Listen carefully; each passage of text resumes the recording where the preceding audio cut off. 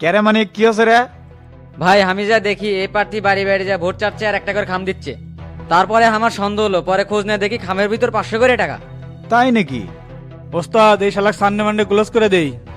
এ টেরা থামেক শুনি আগে। তারপর মানে কি হলো? তারপরে ছেলে মিলিক নিয়ে এক আটক করলাম, ওর সাথে আরো 2-3 জন আছিল, ওরা তো ভয় সিটিয়া দৌড়। ওই শালাগেরে ধরা লাগলো নি, পয়লা যাবার দিছু কৃষক। চেষ্টা তো আর কম করছিলাম না, কিন্তু ধরবে পারিনি। এ মানে কই লোকে এখন কুন্টি থুসো? ভাই আপনি গুদাম ঘরে তুজি। গুদম ঘরে তো অন্ধকার, তা কোনো মারধর করছো নাকি? হালকা মার ধরে হয়েছে ধরার সময়, পোলাপানের রাগ জানিনি তো। তবে আমি ওটি উপস্থিত থাকায় মার কম হয়েছে। যাক ভালো করছো, চল এখন দেখা করে আসি। আচ্ছা ভাই চলেন। এ টেরা চুপচাপ থাকবো আর মাথা গরম করে কোনো কথা কব না। আপনি যখন করছেন তখন তো চুপ থাকাই লাগবি। এ মানিক চল তালে। ঠিক আছে চলেন। ও আপনি তা ফজলু সাহেব এটা কোনো কাম করলেন কোন তো? ভাই একটা ভুল বোঝাবুঝি হচ্ছে, আমি কোনো টাকা দিয়ে ভোট কিনতে আসিনি। এ ভাই মিশে কথা কন কে? খামের ভিতরে যে 500 করে টাকা দিচ্ছেন, এটা কি মিথ্যা কথা? আরে 2-3 জনকে দিছি, ওরা আমার কর্মী ছিল।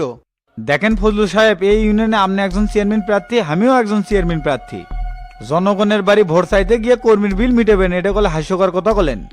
এই শালা টাকা দিয়ে ভোট কিনবে না, চুপ পিঠে 2-3টা পড়লেই না পর পর করে কয়ে দেবনি। এ টেরা তুক না চুপ থাকবে কছি।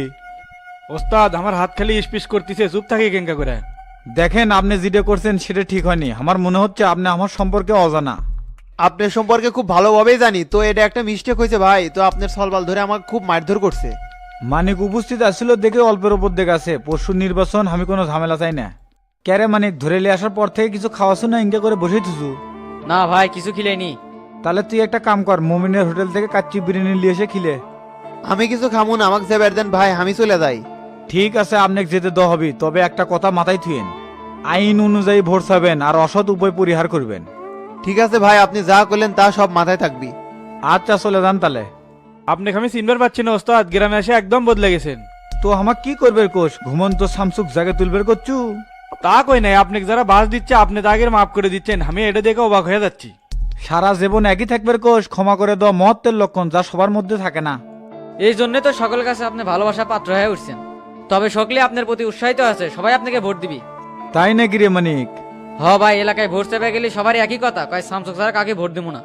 এটা একদিনে তৈরি হয়নি রে মানিক, প্রথমে এলাকার লোক সগলি ভয় পেত, এখন সবাই ভালোবাসে, কিছু মানুষ বাদ দিয়ে। এটা থাকবেই ভাই, ভালো মানুষের শত্রু বেশি।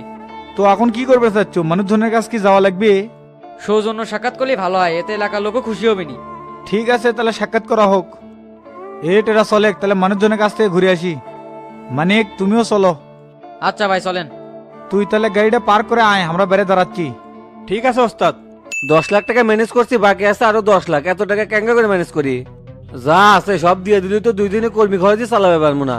কি যে করি দেখি, স্যারে কয়া বেলা 2 লাখ টাকা কম দেবানি। এই তো স্যারই তো ফোন দিছে, ফোনটা এনে রিসিভ করি। কি শফিক সাহেব, টাকা ম্যানেজ হচ্ছে? হ স্যার ম্যানেজ হয়েছে, তবে অল্প এনে টাকা আল্লাহ ঘাটতি আছে। কত টাকা ঘাটতি আছে? 1,02,000 টাকার মতো ঘাটতি, বাকিটা ম্যানেজ করছি। ঠিক আছে, আপনাকে মেসেজ করে 3টা নাম্বার দিচ্ছি, ভাগ ভাগ করে টাকা ঢুকে দিন। ঠিক আছে, এর লেগে সব বিকাশ নাম্বার? না না, এখানে বিকাশ, রকেট আর নগদ আছে, আপনি টাকা ঢুকে দিয়ে ফোন দিন। Okay sir. স্যার 3 নাম্বারে ভাগ ভাগ করে 8 দিছি, বাকি টাকা রেজাল্টের পর দিমুনি। কোনো সমস্যা নাই, টাকা পাই গেছে, আর আপনি কোনো চিন্তা করেন না, কাজ 100% হয়ে যাবে। আচ্ছা স্যার। এইবার আমার বিজয় ঠেকাই কেটা? শামসু তোর মুখে যদি এবার ঝামা ঘষে দিবেন না ভাই, আমার নামও শফিক চেয়ারম্যান লয়। কি ব্যাপার, আবার কেমবো ওসি স্যার ফোন দিল? হ্যালো স্যার কোন, আবার কি হলো? আবার কি হলো মানে ঠিক বুঝলাম না। না স্যার মাত্রই কথা কইলাম, তাই জিজ্ঞাসা করলাম আবার কি হলো। আপনার সাথে তো 2 দিন আগে কথা হচ্ছিল, তারপর তোর কথাই হয়নি। কি কোন স্যার, আপনি 3টা নাম্বারে 8 লাখ টাকা ঢুকে দিলাম, এখন আপনি কি করছেন? দূর মিয়া, ফাইজলামি করেন। কখন আপনি টাকা নিলাম? মাথা মতো ঠিক আছে? এই লে কি কোন স্যার, গতকাল থেকে এই নাম্বারে আপনার সাথে আমার কথা হচ্ছে। দূর মিয়া, এত কথা বাদ দিয়ে তাড়াতাড়ি থানা বিলে চলে আসেন। আচ্ছা আচ্ছা স্যার, আমি এখনই থানায় চলে আসিচ্ছি।